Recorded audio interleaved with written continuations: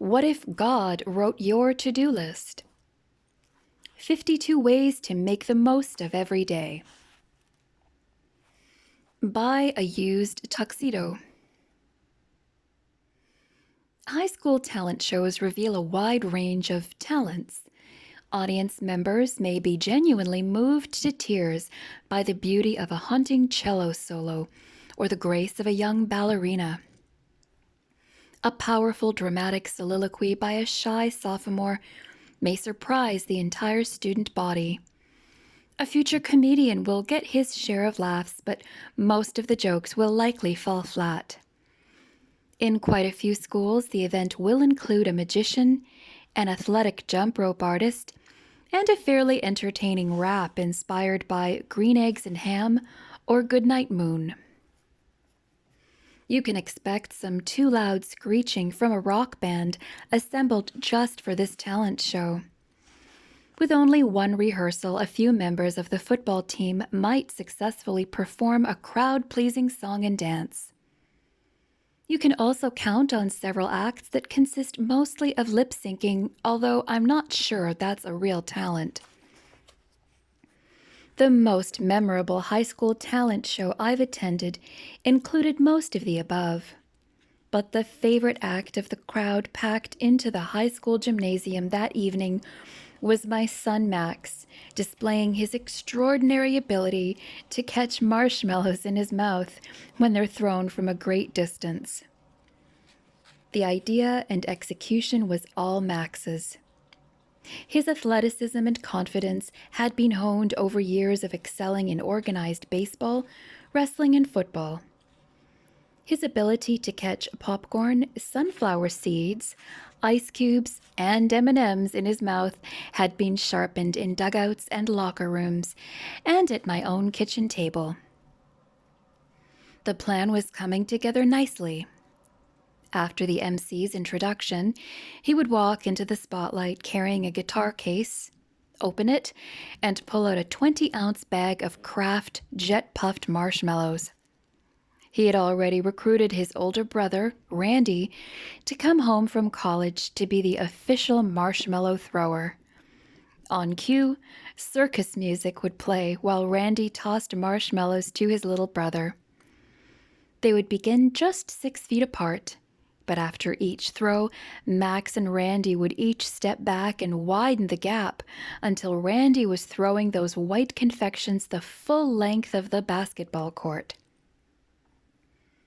One minor question was left unanswered. A couple of Max's friends were sitting in our kitchen making suggestions about Max and his wardrobe.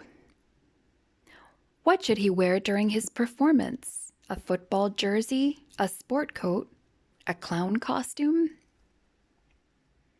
When teenagers sit around a kitchen table, a parent might be in the same room but not really be part of the conversation. I interrupted the brainstorming by saying something like, "How about a tuxedo?" That idea was well received, but everyone agreed the cost of renting a tux was probably not worth the impact. I replied, "Give me a day or two. I have an idea." So I called the local tuxedo rental franchise, talked to the manager, explained the situation, and reminded him of all the tuxedos that store typically rents to high school boys during prom season. I said I didn't need to rent a fancy new model for $150. I just wondered if they might sell an older model that was just sitting in the warehouse for half that amount. Well, the tuxedo store manager came through, and Max looked dashing. His marshmallow catching act earned a standing ovation. Of course, it would have regardless of what Max was wearing, but the tuxedo added a nice bit of flair and drama to the evening. To be clear, I had nothing to do with the original idea, the tossing, or the catching. I just happened to be there when Max was brainstorming with his friends, and Max was open to my minor involvement. As a result, the final outcome was enhanced. So, how does buy a used tuxedo fit onto your to-do list? Well, there are two parts to this story. One, be willing to share an idea. And two, be willing to consider it. With some projects, you might be inclined to go it alone, block out distractions, and finish the task without any assistance. That might be the best way to take ownership and complete your vision. But in most cases, it's wise to keep the door open for suggestions and addendums from friends, colleagues, and even dads.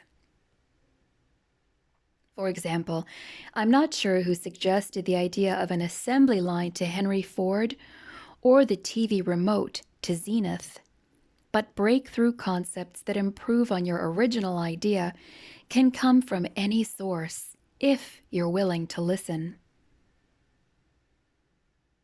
Just as important as receiving tweaks and suggestions is having the courage to make them. How often do you have an idea on how to make someone else's project a little bit better, but you hesitate to make the suggestion? No one wants to be laughed at, or ridiculed, or ignored. And there's always the fear that your idea might actually be implemented and fail. But that's the joy of being part of a team where you can give and take ideas. You feel comfortable putting in your 2 cents to make someone else's core idea ever so much better.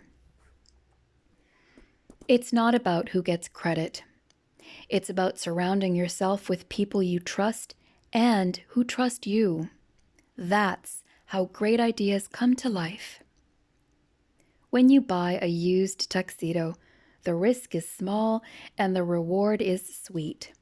If it works, you get to play a small role in a memorable endeavor. Everyone wins. By the way, once a young man has a tuxedo in his closet, it's amazing at how often it gets used. But that's another story. Checking the list. Surround yourself with friends and colleagues who can give and take ideas freely without fear of judgment. Take advice. Give credit. Explore options. Be silly. And encourage creativity.